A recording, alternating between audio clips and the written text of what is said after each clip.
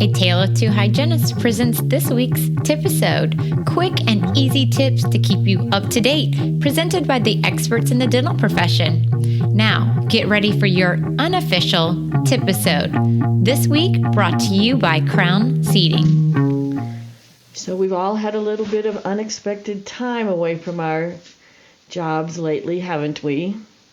So I'm wondering how you are all feeling now that you've reduced your amount of twisting and turning and grasping small instruments and reaching over patients. And I'm hoping that some of you feel a little better, that we've all kind of taken this time to take care of ourselves.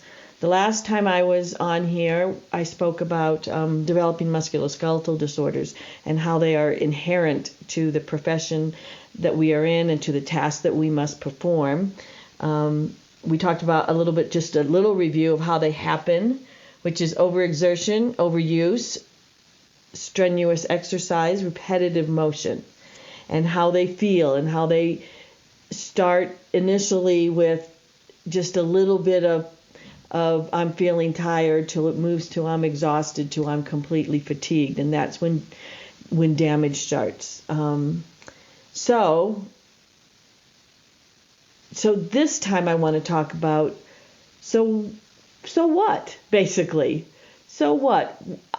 What if I have to do these things? I have got a time schedule that I've got to hit. I've got patients, out there waiting for me. Somebody just threw in a patient that I wasn't expecting. So what? What happens to me? I'm young. I can get through this. What happens if I develop a musculoskeletal disorder? Well, let's just talk quickly. Let's just picture here initially our head and the muscles that are around it. What if I have to bend to see that patient just out past neutral position? What am I actually doing to the muscles? So if you talk about your spine and you've got muscles on actually all four sides to hold it up, but let's just talk about side to side or front to back. When you are pulling your head out of neutral position, pulling it forward, let's say, because that's what most of us do, what happens is the muscles on the front of your neck become shorter and stronger, and the muscles on the back of your neck become longer and weaker. And the front ones become so strong that they actually can move the neck forward, the bone, the spine, physically move it forward. And when that happens, when those symmetrical changes happen, it results in a decreased range of motion. You won't be able to turn, or you'll be able to turn less on one side, more on the other before you start to feel a little resistance. Those muscles become immobilized, basically. That's why you have that decreased range of motion. It can result in headaches and what I called the hygiene hump. I carry one around with me all the time from multiple years of not using the proper equipment, such as loops, light, and saddle stool. And what happens is then now we're asking muscles to hold us in place instead of bone. Remember, bone supports muscles. Muscles are not supposed to support our bones. And so when we ask our muscles to support those bones, that means they're in constant contraction. And our muscles need to have a break. Even our heart muscle takes a break every now and then. And the reason we need that break is because when our muscles are in constant contraction, we're obstructing the blood vessels that bring in fresh oxygenated blood and that take the waste products away. And so when the muscle's in contraction, the new blood can't flow in and the waste products cannot be removed. And when those waste products accumulate, we end up with what's called a trigger point in the muscle. And a trigger point are muscle fibers that were never able to relax. And they result in acute pain. And I know that y'all have felt those because those are the spots when we come home from clinic that we ask our significant other, can you massage just right there, that's it, that's the spot. That, if you have acute pain like that, you have an active trigger point that you did not release those muscle fibers all day. And if you don't treat that immediately or at some point, that it will become latent. And the symptoms of a latent trigger point is you have stiffness and that restricted range of motion that I was talking about. And I have many people who say, "Oh, I'm okay. I just sit motionless. I'm not really moving my arm around. It's hanging. I'm chicken winging it, but I'm not moving it." Well, it actually takes more muscle strength to remain motionless.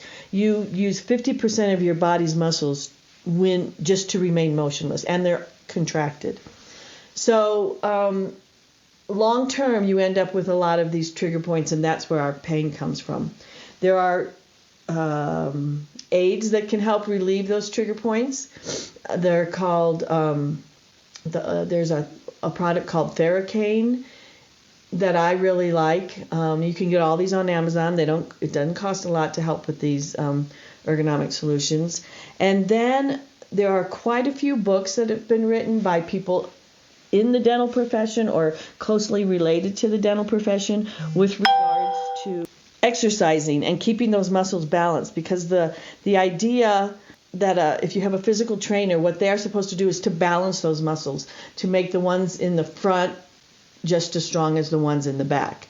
Now, if you have a physical trainer, you need to tell them what you do all day long, because if they know that we are hunched over and our shoulders are rounded all day, they're going to give you exercises that will help bring them back so that your muscles will be balanced. But the books that I like, there's one by Bethany Balahi. It's called Practicing Dentistry Pain-Free. I think every dental professional should be graduating with that book. Bethany also has a set of exercises called On the Ball Home Exercises, and it is brilliant that she has put us on a ball to exercise for the very reasons that I just said. If we have rounded our shoulders forward all day, doing exercises on that ball will stretch our shoulders back. She's brilliant. You can find Bethany's information at posturedontics.com. And if you ever get a chance to go listen to Bethany Balahi speak and lecture on ergonomics, run, don't walk. She's brilliant. And the other book that I really like is called Mind Your Body for the Seated Pilates for the Seated Professional. And that is written by Julie Kagan. She is a dental hygienist. So she too has an idea of the type of positioning that we have to do in the dental profession all day long. So those are my tips for today. And this TIPisode is proudly sponsored by Crown Seating. And Crown Seating will be giving away, once again, through a tale of two hygienists, we'll be giving away another saddle stool this month. So if you stay tuned and listen to Michelle, she'll give you just a little bit more information on how to make that happen. Thank you all for listening, and everybody stay home and stay safe. Bye. Thanks for listening to another TIPisode. We are excited to announce that you can win a Crown Seating saddle stool. Click the link in our show notes and enter to win. You can also find out more at crownseating.com. Don't forget to hit the subscribe button in your podcast app, follow us on Facebook or Instagram, and head over to our website, ataleoftwohygienists.com, to sign up for our newsletter. We appreciate all ratings and reviews, and thank you for listening to your unofficial dental hygiene podcast.